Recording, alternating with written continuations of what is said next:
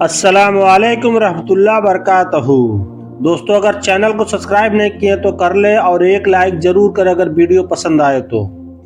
جس طرح لوگ مردے کو کندھا دینا افضل سمجھتے ہیں، اسی طرح اگر زندے کو سہارا دینا افضل سمجھ لے تو زندگی کتنی آسان ہو جائے گی۔ سوچ سمجھ کر بولا کرو، الفاظ نسلوں کا تعارف کروا دیتے ہیں۔ ان لوگوں سے محتاط رہو جو باتوں میں مٹھاس اور دل میں زہر رکھتے ہیں۔ آنسوؤں کا جاری ہونا دل کی سختی کی وجہ سے ہے۔ اللہ کے 4 عجائب جو انسان خوشی سے قبول کر لیتا ہے۔ پہلا نمبر دہیج، دوسرا نمبر سود، تیسرا نمبر غیبت، چوتھا نمبر جھوٹ۔ اللہ کی 4 رحمتیں جو انسان سے برداشت نہیں ہوتی۔ پہلا نمبر بیٹی، دوسرا نمبر مہمان، تیسرا نمبر بارش، چوتھا نمبر بیماری۔ دل کی سختی گناہوں کی کثرت کی وجہ سے ہے۔ دنیا کی محبت ہر گناہ کی جڑ ہے۔ لمبی امیدیں دنیا سے محبت کی وجہ سے ہے۔ موت سے غفلت لمبی امیدوں کی وجہ سے ہے۔ گناہوں کی کثرت موت کو بھولنے کی وجہ سے ہے۔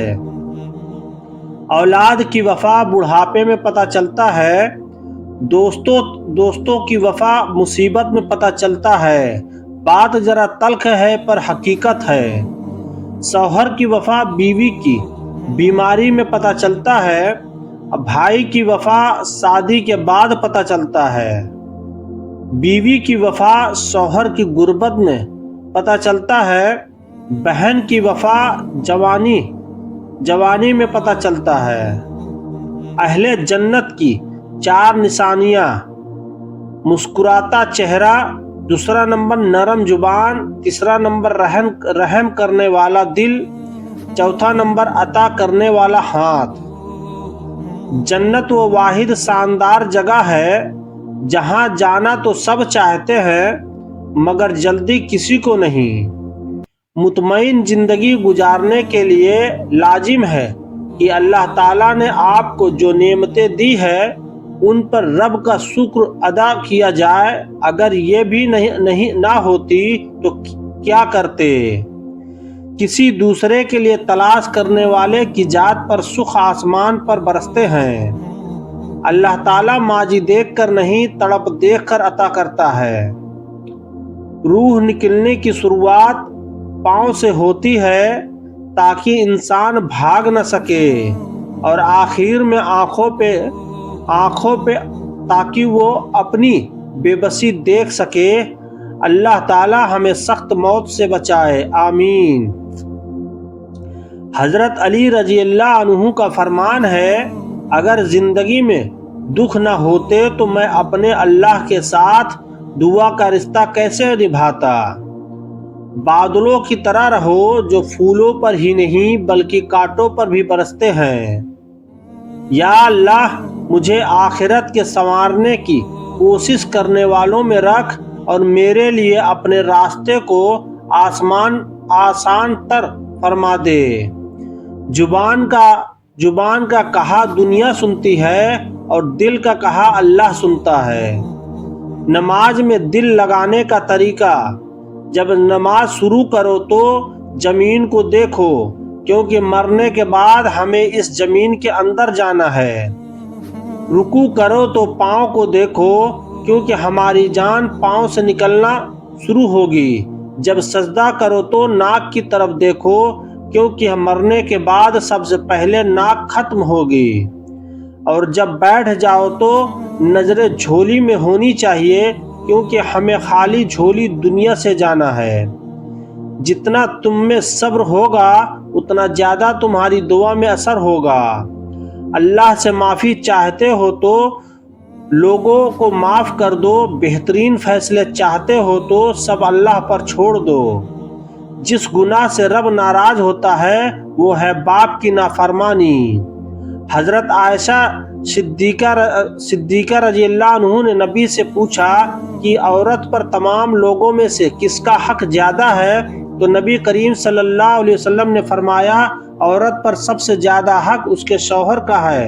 پھر عائشہ رضی اللہ عنہ نے پوچھا مرد پر سب سے زیادہ حق کس کا ہے؟ تو نبی کریم صلی اللہ علیہ وسلم نے فرمایا مرد پر سب سے زیادہ حق اس کی ماں کا ہے۔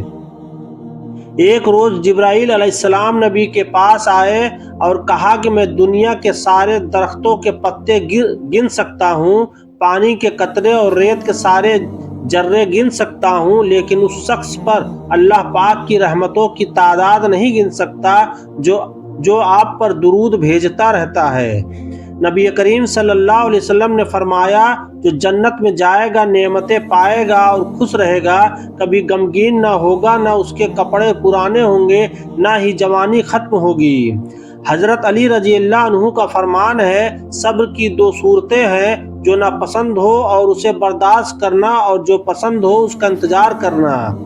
جس گناہ سے عمر کم ہوتی ہے وہ ماں سے بدسلوکی ہے، جس گناہ سے انسان پر لعنت ہوتی ہے وہ ہے جھوٹ، جس گناہ سے دنیا ہی میں پکڑ ہوتی ہے وہ ہے ظلم، جس گناہ سے رزق تنگ ہو جاتا ہے وہ ہے زنا، جس گناہ سے سچ کا پردہ فاش ہو جاتا ہے وہ ہے نشہ، جس گناہ سے پوری انسانیت تباہ ہوتی ہے وہ ہے قتل، جس گناہ سے نعمتیں چھین جاتی ہے وہ ہے تکبر، جس گناہ سے دعائیں قبول نہیں ہوتی ہیں وہ ہے حرام کی کمائی۔ جب کوئی دوست تمہیں اپنا راز بتائے تو یہ سمجھ لینا اپنی عزت تمہیں امانت دیتا ہے، اس میں کبھی بھی خیانت مت کرنا۔